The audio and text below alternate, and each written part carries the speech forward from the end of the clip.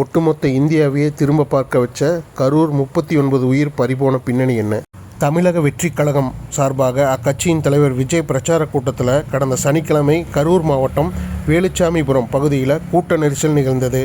பெரிய எண்ணிக்கையிலான மக்கள் அந்த பிரச்சார கூட்டத்துக்கு பார்க்க குவிஞ்சாங்க. கூட்ட நெரிசல் ஏற்பட்டதால் மூச்சு திணறல் ஏற்பட்டு 5 சிறுவர்கள், 5 சிறுமிகள், 17 பெண்கள், 12 ஆண்கள் என 39 பேர் பலியானாங்க.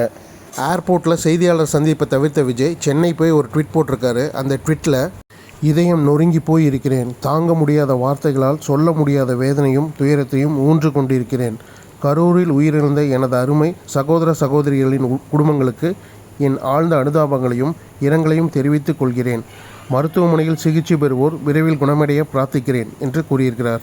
இதற்கிடையே அமைச்சர் மகேஷ் பொய்யாமொழி ஹாஸ்பிட்டல் போயிட்டு அங்கே இருக்கிற குழந்தைங்கள்லாம் பார்த்துட்டு வெளியே வந்து சொல்கிறாரு, சின்ன சின்ன குழந்தைங்கள்லாம் போயிடுச்சு, கண்டிஷனை ஃபாலோ பண்ணுங்கன்னு சொன்னாங்களே, கேட்டாங்களா அப்படின்னு அழுதுருக்காரு. அந்த வீடியோ பாருங்கள்.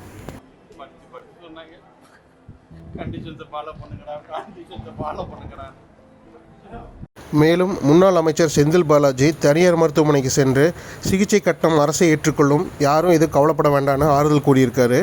அதுபோக கூடுதலான மருத்துவர் நாமக்கல்லேருந்தும் சேலத்துலேருந்து வரவழைக்கப்படும், உங்களுக்கு உரிய சிகிச்சை அளிக்கப்படும்னு வாக்குறுதி கொடுத்துருக்காரு.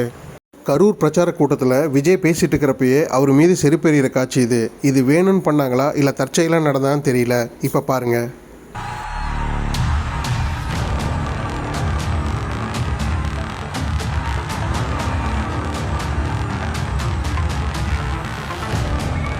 இறந்தவங்க குடும்பத்துக்கு நிவாரணத் தொகை அரசு அறிவிச்சிருக்காங்க. இதில் மத்திய அரசு என்ன அறிவிச்சிருக்காங்க அப்படின்னா, உயிரிழந்த குடும்பத்துக்கு 2 லட்சம் ரூபாயும், மாநில அரசு உயிரிழந்தவங்களுக்கு 10 லட்சம் ரூபாயும், சிகிச்சை பெற்று வரவங்களுக்கு தலா 1 லட்சம் ரூபாயும் கொடுக்கணும்னு சொல்லியிருக்காங்க. அதே போல் தவக கட்சியிலிருந்தும் விஜய் அறிவிச்சிருக்காரு.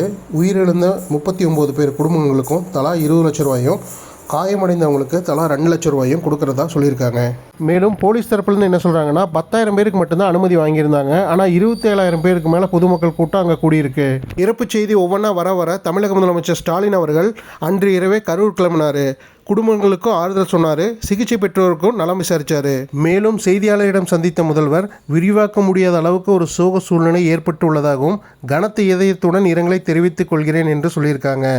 ஓய்வு பெற்ற நீதிபதி அருணா ஜெகதீஷன் அவர் தலைமையில் விசாரணை ஆணையம் அமைக்கப்படுவதாகவும் அதன் பிறகு எல்லாத்தையும் சொல்கிறதாகவும் சொல்லியிருக்காங்க. அரசியல் நோக்கத்தோடு எதையும் சொல்ல விரும்பவில்லை, உண்மை வெளிவந்த பிறகே உரிய நடவடிக்கை எடுக்கப்படும்னு சொல்லியிருக்காரு. ஒரு செய்தியாளர் முதல்வர் ஸ்டாலினிடம் விஜய் கைது செய்யப்படுவாரா அப்படின்னு கேட்ட கேள்விக்கு அவர் என்ன பதில் சொன்னார்னு பாருங்க. சார், விஜய் கைது செய்யப்படுவாரா சார்? ஆணையம் சொல்லுகிற அந்த அறிக்கையின் அடிப்படையில் உரிய நடவடிக்கை எடுக்கப்படும். யார் கைது செய்யப்படுவார், யார் கைது செய்யப்பட மாட்டார், நீங்கள் கேட்கிற எந்த இடத்தோடு கேட்குறீங்களோ அதுக்கெல்லாம் நான் உட்படுவதற்கு தயாராக இல்லை. இந்தியாவையே உலுக்கிய செய்திக்கு குடியரசுத் தலைவர், பிரதமர், துணை குடியரசுத் தலைவர், எதிர்க்கட்சி தலைவர், தமிழக எதிர்க்கட்சி தலைவர், நடிகர் நடிகைகள் என அனைவரும் இரங்கல் தெரிவித்தனர். மேலும் தாவேகா இணை பொதுச் செயலாளர் சிடிஆர் நிர்மல்குமார் தேசிய மனித உரிமை ஆணையத்தின் தமிழக வெற்றிக் கழகத்தின் சார்பாக மனு செய்துள்ளார் என்பது குறிப்பிடத்தக்கது. துயரமான நிகழ்வுக்கு யார் காரணம்? தாவேகா கட்சியா, தமிழக அரசா அல்லது காவல்துறையா? மக்களே, யார் மீது தவறுன்னு கமெண்ட்டில் சொல்லுங்கள். நன்றி.